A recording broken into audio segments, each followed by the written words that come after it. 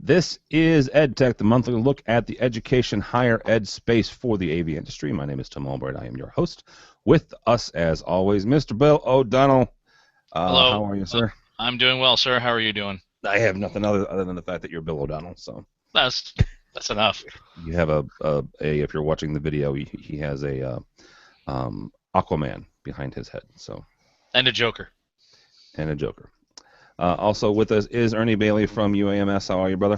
I'm doing just fine. Good deal. Ernie has two chairs, so I'm Yes. not going to go over everybody because now I'm going to talk about Greg Brown, who has entirely too many things behind him. How are you, sir? I was gonna say hello, Tim, hello world, and I'll let you know what Spider Plant? I'll let you know what I don't have behind me I was here. gonna say, I'll yeah. take inventory. He has Jimmy Hoffa. Last but not least, Mike Tomei from Tomei AV. How are you, sir? Good, Tim. Doing well. Doing well. All righty. So here's a couple things we've got. We're going to talk a little bit about hiding technology and this, that, and the other. But I want to start off with a debate, as it is. Corporate Tech Decisions did a story, how to choose between a projector and a display. Now, off the air, we were talking. A couple of the guys have put in laser projectors, which I'm cautiously optimistic on. I should say that. You know, as a former tech manager, it's intriguing at least. But you get into situations where you've got, you know, whether it's 110 inches or what have you, where either you do need a projector legitimately, or sometimes a flat screen would suffice. Mike, I want to start with you on this because you're the consultant of our fine group here. In talking with folks, how do you make that determination? I guess as a general rule of thumb, anything over 80 inches, I recommend projectors because I feel like flat panels over 80 inches start to get really expensive really fast. It all depends on the room and where you want to install it. There are situations where you just can't put a projector in a room, and you really have to look to a large flat panel. But in general, anything over 80 inches, and I'm looking at projection. I'm not a fan of video walls. I just sit there and stare at the little bezel intersections the whole time, and Even I the can't ones pay attention to whatever even cut the them. ones with like 1 millimeter bezels.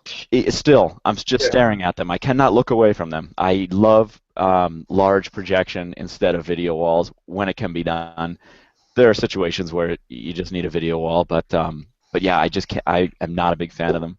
And I feel like also in classrooms, you can. It's easy and cheaper to have a blackboard or a whiteboard behind a projection screen. If you put a flat panel in the front of the room, you're taking away board space from instructors, and instructors want their board space. Blackboard or whiteboard doesn't matter; they need board space, and once you start taking it away from them, it's not a good scene. So I feel like two big complaints in the past with projectors have been that you have failed lamps, so the thing will die on you, and then you have noise in the room from the fan. And you were mentioning laser projectors, which solve both of those problems there. They're much quieter because they don't need as much cooling, and then you're not going to have lamps dying like you do with conventional projectors. So I'm a fan of projection. Projection. All right, Yep. Mr. Ernie, we'll start with you from this end. Projector or display? Well, I think it's a situational call. I definitely agree with Mike in that, 80 inches and above, it's usually better look at a projector. We do have some 90s around, and yes, they are expensive, but in the places we put them, it's more practical than putting up an additional projector screen. What we've done in some of our rooms, Tim, you've seen a couple of them, and we've been doing this in other places as well now, is for video conferencing rooms, we use the full screen for the main presentation, and then we put the far side video, what would usually be the picture-in-a-picture, on a 90-inch screen. Even in a large auditorium, I can get by with that. Maybe one, I try to put one on each side, and no, it's not the ideal size, but it gives you a quick glance at the far side audience. You don't feel like you're alone. And then when the video switches to them, it's just kind of a move from the corner, almost like a picture-to-picture shift. And I do agree with Mike also on the instructors like their board space. What I'm doing in a new room, it's going to be a multi-purpose room, partially an active learning room. We're putting in one interactive panel, a 70-inch interactive flat panel that they can write on, and then we'll display that back. The plan is to have 70-inch displays all the way around the room for students, so no matter how the tables are oriented, they'll be able to see. But I like the contrast ratio. That's a bigger argument for me than the noise on a projector. Is you just don't have the contrast ratio. When we're trying to show medical images, that becomes an issue. Yeah. But I think 80 is a good number. I might even go down as far as 70 and above. We go with the projector in most rooms if we can make it work. But once again, you do have to look at ceiling height, power availability. If you're having to add a screen and a projector, the cost issue kind of goes away for most of it. If you're replacing a projector, then you get into the argument of price versus size versus quality versus what are they going to be using it for. So. All right, Mr. Brown, from your design expertise, where do you fall on this one? I'm trying to think of something intelligent to say that those guys didn't already say. They touched on most of all the good points. I think price comes down a lot to it, which is probably about 80 to 90 inches at this point. I've done one 90-inch and quite a few 70s and 80s. The thing that does get mentioned a lot is the noise and the lamp life of projectors, although I think that's becoming less and less of an issue these days. When you look at the new projectors, the new little Panasonics we're putting have a 6,000 hour lamp in them. So what are you going to do? Replace that once over the life of the projector? I think that's becoming a lot less of an issue than it used to be. Certainly it's shorter in the big projectors. But there we wouldn't be talking about monitors. The other advantage I found with the monitors is that we still have a lot of rooms, particularly if we're doing a space for a little campus department that doesn't have a lot of money. A lot of times they have an old room that has one of these crazy 50s or 60s vintage ceilings with the 1x1 glued on tiles or the weird 1x4 tiles. Last thing I really want to do is start, climbing up in the ceiling and figuring out how to do a projector mount into that sort of thing. And if you've got a ceiling, or if you've got a nice clear wall, boom, generally you've got studs somewhere there in the wall that you can anchor a mount to. When you're not getting cheap crap hardware like I ended up, this is with last Friday, this is before and after, little expandable bolt here that. Is that a mount for a projector? This is for a flat panel. Whoa! Came with a bunch of these. This is to attach it into a metal stud, and the one on your right or your left there is before, and the one on the other one, rather than expand out, it's these little things that goes like that in the behind the wall. Yeah. Rather than expand out, it just twisted, and that wasn't so annoying as the hour and a half it took me to pull the darn thing out of the wall. Right. Because of course I had the other ones already set. Yes, of course. Because they worked fine. Yes. 3 or 4 worked fine, and the 4th was the failure. Nice. So. Did you at least have extras, in case you had? Yes, they were nice enough to give me 6 cheap ass fasteners in the packet. Is that the official name of them, cheap ass? What manufacturer was this? I'm not going to throw them under the bus. All right. They know who they are. I've already talked to somebody there Good. For and you. told them what I think of their hardware package. There's two show names right there: Cheap Ass and Hardware Package. All right, Bill. So, in our or case, flat panel. in our case, it actually does kind of like price is an issue, but for us, it also comes into more engineering. So, we were actually having a debate the other day with our architects and engineers about this, because in one of our new buildings, or sorry, we're renovating a building, and in some of the rooms they want to put 90-inch displays in. And for the sake of our sanity, we're putting in a swing arm mount and everything. And we asked the architects, hey, did you guys make sure you reinforce the wall and everything? Because Chief and Peerless and a couple other ones all say, hey, you need to have steel plate reinforcement. And it went back and forth, and I brought up the magic words of structural engineer, and they're looking more at projector screens now, because they realized they'd have to make a wall that could hold about 1,300 pounds. And they're going, well, that's just not really cost effective. I was like, thank you. So we're probably going down the path of 80-inch and below is a display. 80-inch and above, we go with projection. The only mitigating factor might be the other thing too is that when it comes to, I don't know how much you guys have had with having HVAC having to do renovations or put in new mechanical, but above ceiling space now is really starting to become a luxury. Mostly in the fact that these days we use like the tile bridges and everything, and that'll get us In new construction or renovation? Sorry.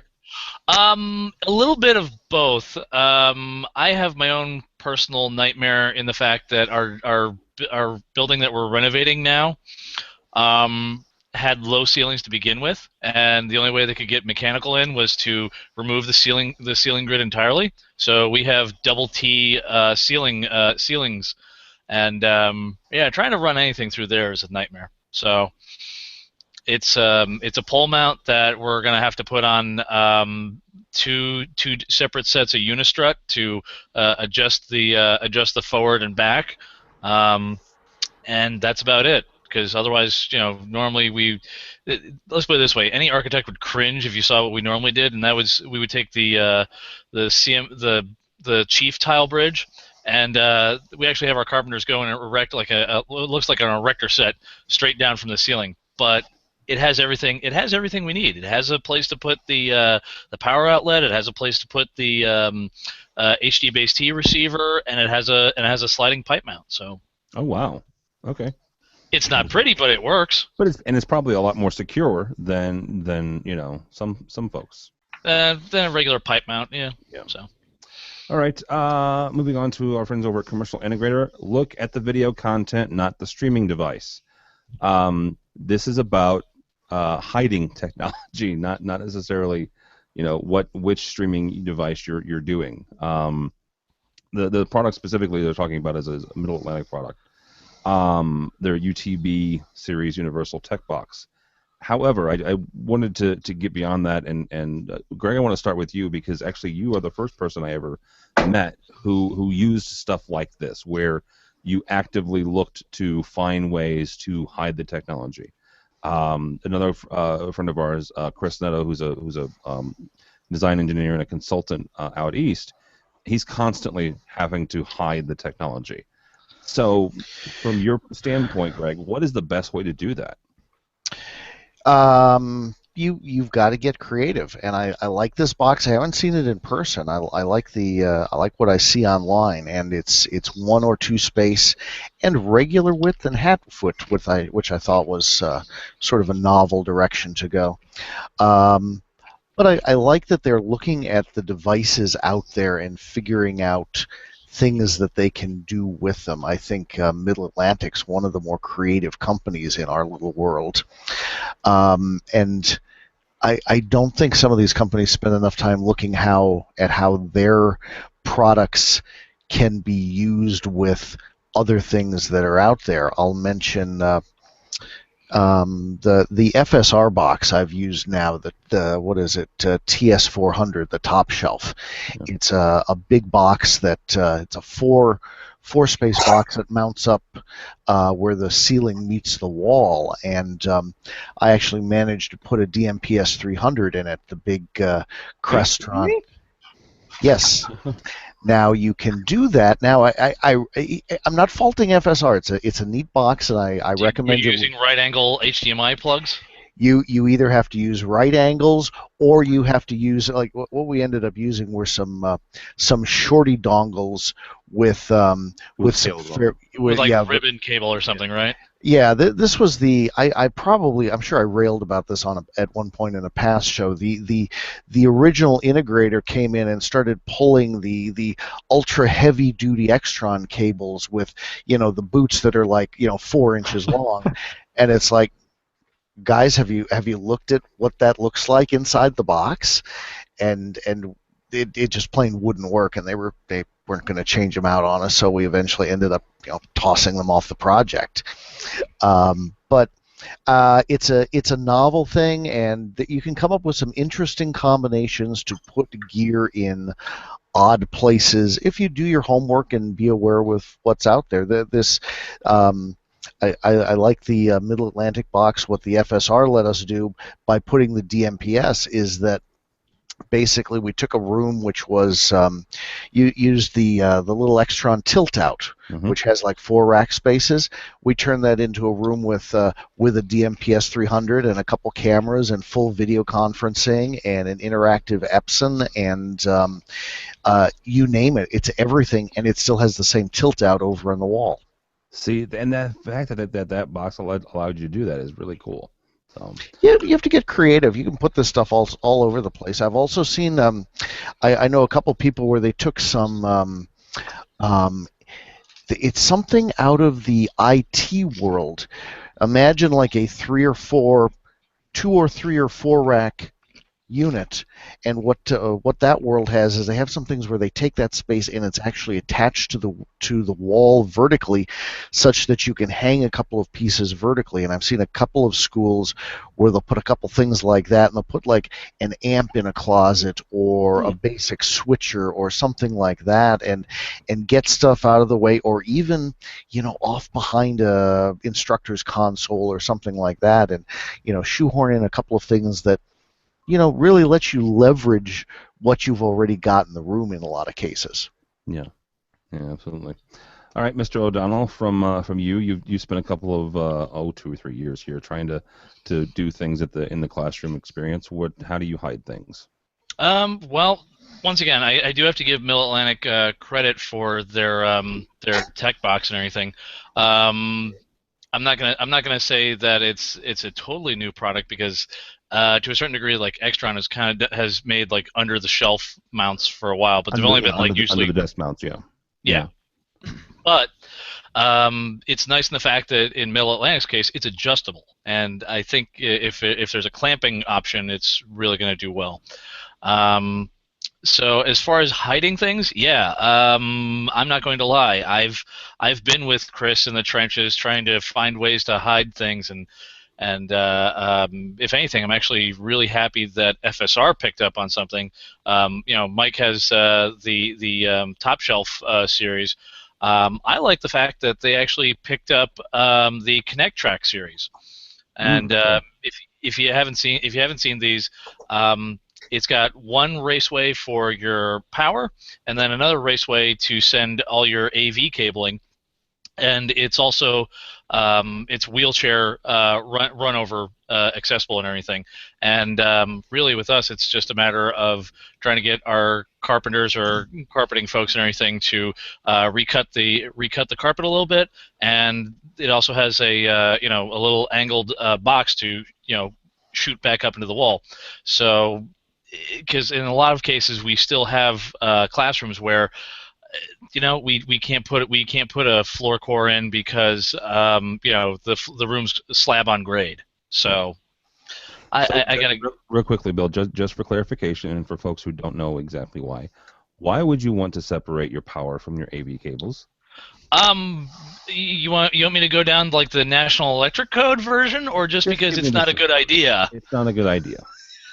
You don't want to put high power and low voltage together. Like bad things happen. It could be an enlightening experience. Oh, And it could where's be, the rimshot button? I don't Oh, have a but joke that it could create too, so oof. at least it used to. All right, Mr. Ernie, how do you guys hide things, or do you even do it?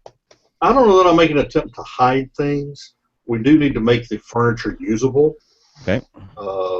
I mean, I like this product. If I needed to put something like that in, I'd probably look at that. I've always been happy with Middle Atlantic's products and their flexibility and their willingness to work with any device you want to put in and come up with custom mounts for you. But we would probably try to find a way to put that. Most of our rooms have a rack in the corner, and our racks are done very neat. They're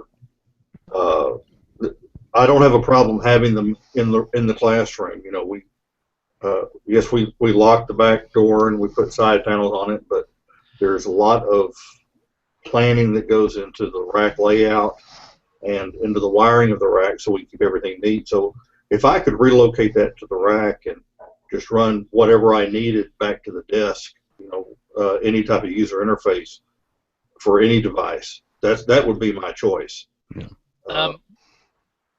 Tim, if I Yeah, okay. So one of the other things, once again, we had a new building open up this just a few weeks ago, and one of the things I noticed is that a lot of students really enjoy the we have group study rooms, or they're essentially academic huddle spaces. Okay. And I have to give it to Mill Atlantic in that the UTB box is a nice thing. The nicer thing is they're really trying to make a big push with their hub table, and I've kind of kicked the tires. There's some little finessing it's got to go through, but I like where Mill Atlantic is going with it because they're using their TechPed, which is great for AV guys like us because it's here I can hide a HD-based transmitter, I can hide a processor, I can hide a PC in there, and they've built the raceway. They have a J-channel raceway built underneath the table, and it doesn't have to be standalone. You can actually have it to where the table can go up against a wall, and you can put up a wall mount and have it stationary, or you can have it kind of like a self-contained system. And you know what? I like that Mill Atlantic is getting into the furniture biz. I'll just say that. That one or two rack space, I think, gives you a lot of flexibility, whereas a lot of the other things out there are purpose-built mounts to put a device on the underside of a table. With a rack plate, you can put a plate in front of something, or you could mount something into a rack plate like that. It gives you a bit of flexibility. Yeah, absolutely. All right, Mr. Tomei, I'm going to have you take a little bit different stance on this. Give me the pros and cons of hiding equipment. Be the devil's advocate. Be the devil's advocate. The Tell pros me and why it's a cons. bad idea. Okay, so the pros are everybody discussed all of that. You want to hide the equipment and limit user accessibility to it. So use security covers or hidden in racks, locked racks, things like that. So you don't have nosy Nellies in there pressing every button they can when something doesn't work. So that's obviously a huge plus with it. The cons for it, so when I used to do a lot of repair or install work or maintenance work myself, you have hidden equipment and you weren't the one that installed it, and the original installer didn't document it very well. A lot of times you're searching the room for where things are installed. Somebody stashed something up in a ceiling or in a closet somewhere or behind a display, and you have to go repair it, and now you need to, you don't have a well-documented system. So to make up for that, document everything that you install and have great as-built drawings with equipment locations so that somebody can step in there and find everything really easily. And also another thing to watch out for is when mounting items underneath tables is ADA standards for knee clearance. And not just ADA standards for knee clearance. You just don't want anyone tucking their chair in and encountering a piece of equipment that's mounted underneath there, and racking their knee into it. The ADA standards have really clear knee and toe clearance specifications. That's standards that have to be adhered to. And a cheap plug, I wrote an article for Campus Technology Magazine about ADA standards in AV design. It was back in November, I believe, and it's on the website. And I talked about knee clearance in there because that's pretty important. We all like to hide things underneath tables, but then you start encroaching on those standards. So. Well, yeah, and you're right. It's not just the standard; it's the fact that you don't want to hit your knee on something. So. Yeah. All right. Yep. So from standards there to security. This is from Campus Technology. Oh my gosh, have we talked about security? Yeah. CampusTechnology.com. Security versus innovation. Carnegie Mellon's exploration of new Internet of Things technology pairs innovation with security research. Bill, I'm going to let you kick off this. And here's the overarching question to all four of you. And can I call myself Batman? You can call yourself Batman. Oh, good. Greg will be Black Widow. If anybody, I'm the Joker. Well, that's, you're the Riddler. But here's the thing, and this one specifically talks about the Internet of Things. We're kind of referencing in our jest the AMX backdoor story that has been running for about a week now. How do we push the envelope, right, while still staying secure? Alrighty. Well, as I say, I will say this. Just kind of going back to it, a little preface. I was a DoD employee for many a year, and before I left, everyone a lot of folks actually did have to get security training. Like, you actually had to go and get like CompTIA Security Plus training. And if you didn't, you were, you weren't going to be fired, but you were certainly. What's that? Relieved of your duties? You would definitely be put on something that was not computer related. I'll say that much. But in terms of so for me, it's already like, well, yeah, no, I'm aware of security. If anything, we do try to, as I say, I'd say most. Folks probably keep things pretty well segmented. I mean, Greg, just out of curiosity, for you guys in your campus, I'm sure do you guys have a separate VLAN for the for the control systems, or no? Oh yeah, we have our own VLAN in every one of our buildings that has classrooms. Mm-hmm. Yep. So things are already kind of segmented to begin with, and not to, as I say, not to beat up on AMX or anything like that. I will say this. But it's so much fun.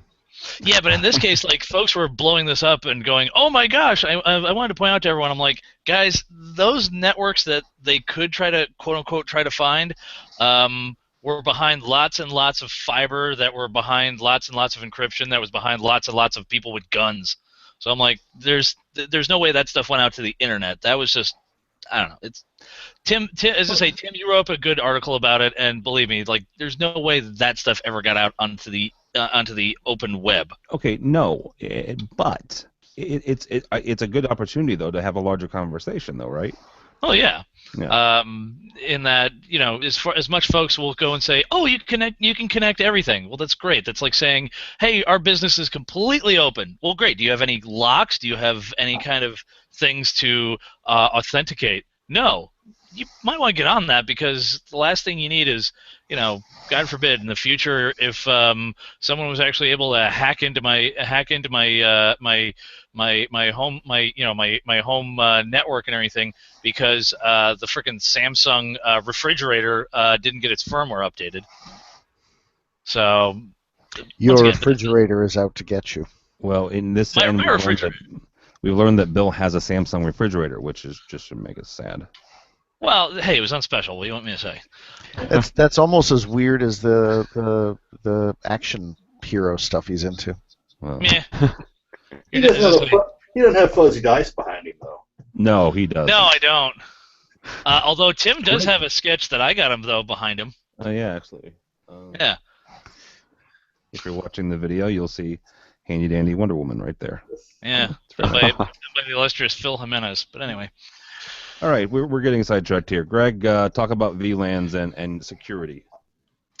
Yeah, we have VLANs. The problem with all of this is that it actually, the thing I was going to say, you asked, how do we push the envelope? I was going to say, we're in higher education. We don't push any envelopes around here. Okay, yes, there's that. We're fat, We dumb, complain dodgy, that chalkboards are gone. Who can say chalkboards is gone? When did that happen?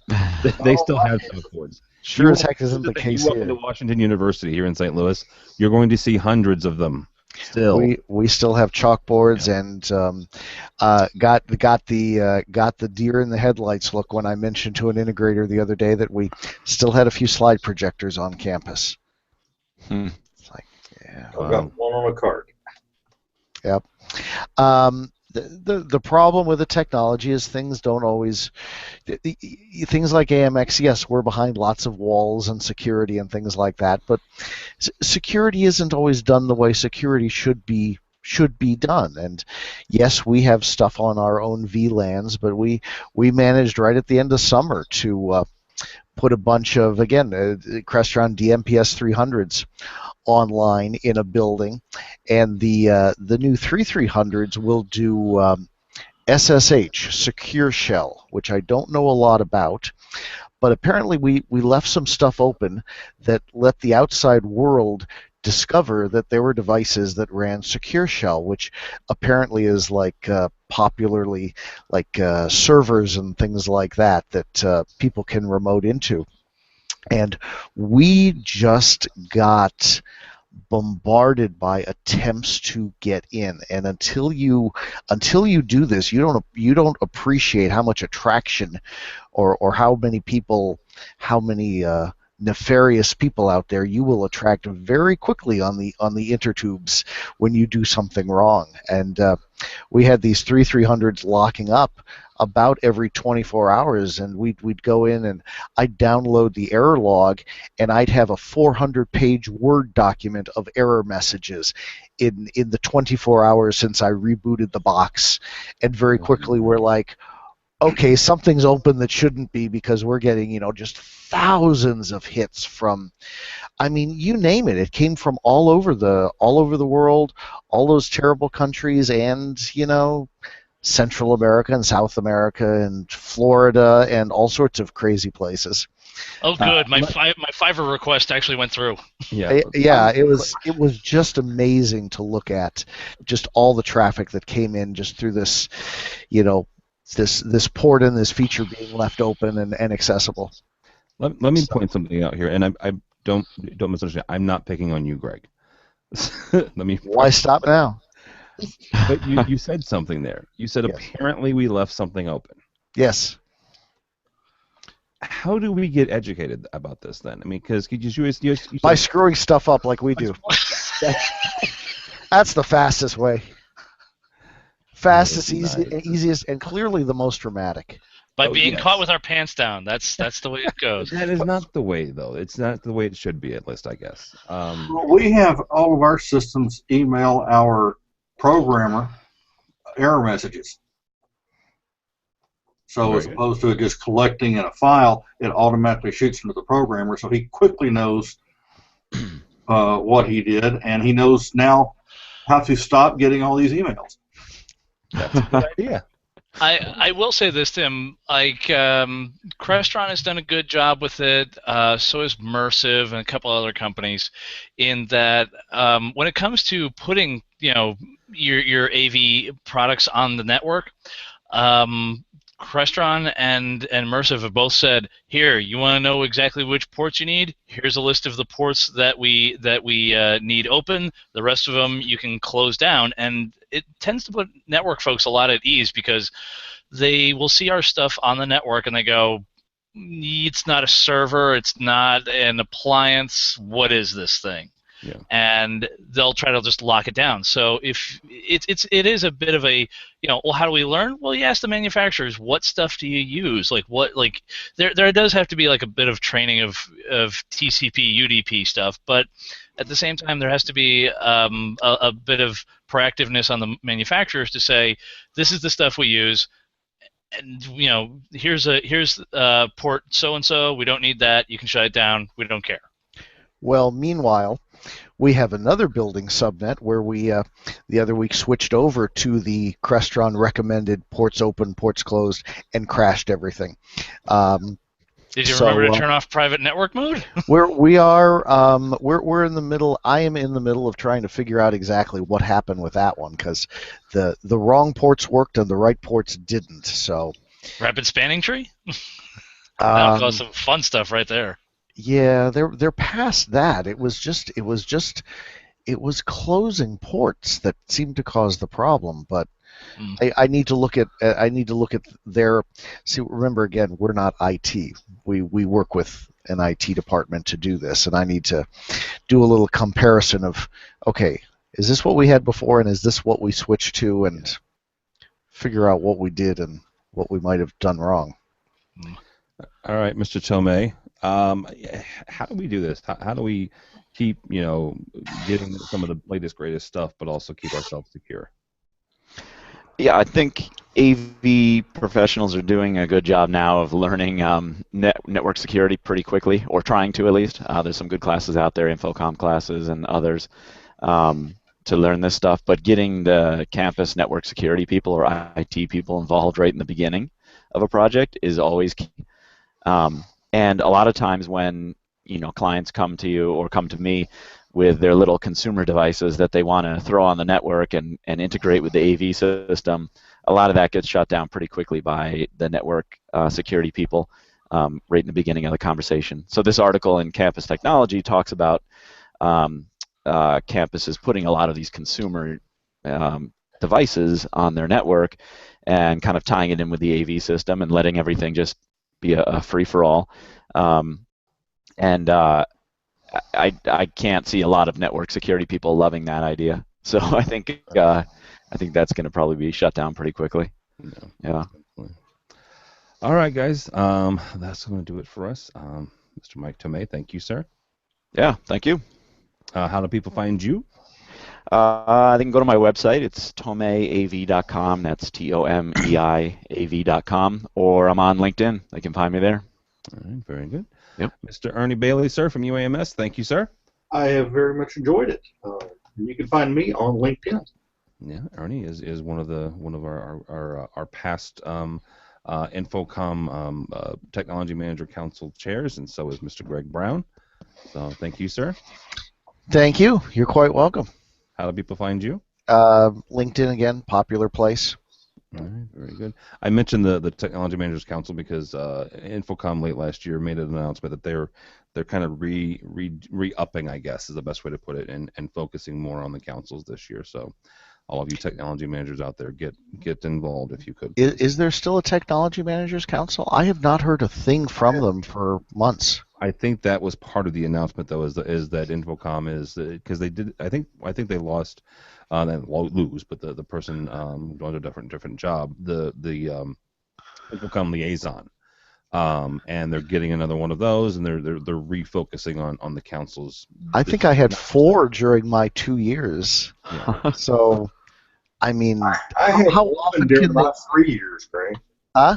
I had one during my 3 years. Yeah, Must be the person then. I figured they were like a Time Lord. They had to regenerate every 6 months into a new person No, or something. it was probably just you, Greg. Is what you're trying to say. Well, but you can't blame the council on me. We got a new council chair before I left. So Okay. if the council has crashed and burned, it's not my fault. It's not your fault. It's whoever this new guy was that I mailed the scepter and the crown to. Right. Good night. All right. Last but not least, Bill O'Donnell. Thank you, sir. Thank you. You can find me on Twitter, and not to toot my own horn, but I am, as I say, once again, I want to say thank you to Commercial Integrator for being one of the 103 AV tweeps. So there's Yes, that. you are. Congratulations. Yeah. So yeah, go follow him if you're on Twitter. Yeah. All I'm right. at the original OD. So The there you go. original OD. Yep. Mike, is it Tomei AV? What is yours? For Twitter, Yes, it's just Mike Tomei, but Mike I Tomei. rarely end up tweeting. Oh. Greg's is AV Greg. So Yep. that one, and Ernie doesn't know that Twitter exists. So During Infocom, and that's about it. yeah, that's about it. So my name is Tom Albright. You don't follow me on the Twitters because I just complain about the Bears. Although this is the 30th anniversary of them winning their last Super Bowl this week. So Well, it's a good thing you follow an out-of-town hockey or football team, I guess. There isn't it, Tim? yes, it is, Mr. Yeah, because he doesn't have a football team in home anymore. Enjoy Well, them. Greg took them. Yeah, Yeah, it's Greg gonna be pretty novel actually living in a major city with a football team now. I haven't done that now for what 30 years.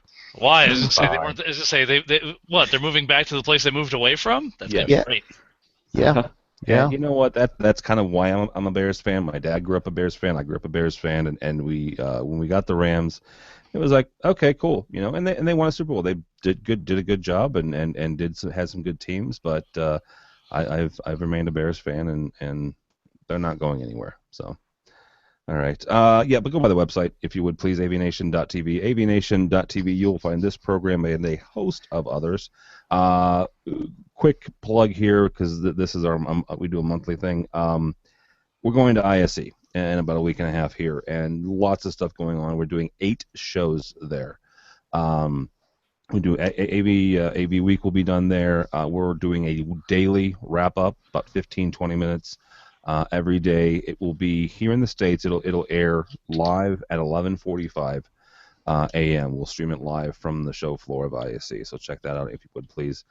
Starting up a brand new our brand new residential show, Resi Week. So we'll take a look at the residential side and the commercial side on a weekly basis. So, but check that all out. avnation.tv. avnation.tv. Thanks so much for listening. Thanks so much for watching. This has been EdTech.